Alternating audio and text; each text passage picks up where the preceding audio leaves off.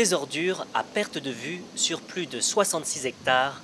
Bienvenue à Sieur, village dépotoir.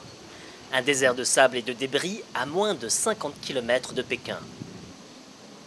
Les gravats des démolitions se retrouvent ici. Béton, plastique, matériaux de construction, mais aussi déchets organiques sont jetés pêle-mêle, plus ou moins enfouis dans le sable.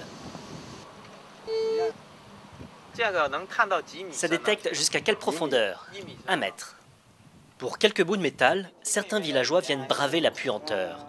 Leur récolte leur apporte jusqu'à 50 kuai par jour, à peine 5 euros. Il y a 2 ans, une entreprise publique avait pour projet de construire une route et des habitations ici.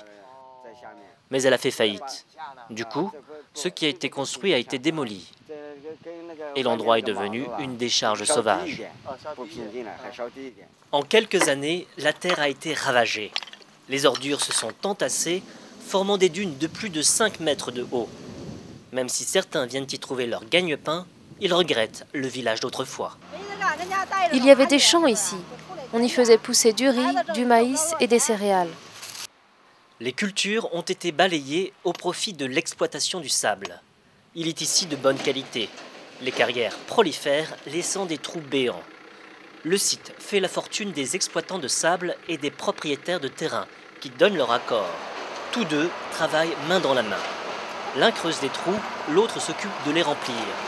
Et créer une décharge peut rapporter gros. Les entreprises qui veulent déposer leurs déchets doivent payer le propriétaire des lieux. Les gens viennent ici car c'est beaucoup moins cher que d'aller dans les décharges légales. Ici, le sable part et les ordures arrivent.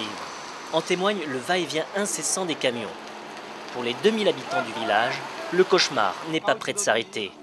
Les agriculteurs ont dû quitter leurs terres. Les autorités du village ne sont pas prêtes à faire le ménage.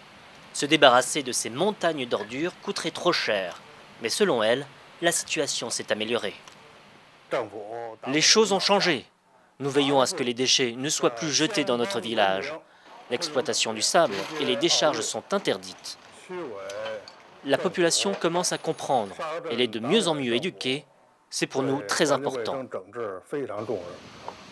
Preuve de la bonne volonté des autorités, un mur commence à se construire autour de la décharge pour soi-disant empêcher les déchets à venir. Une manière aussi d'enterrer le problème.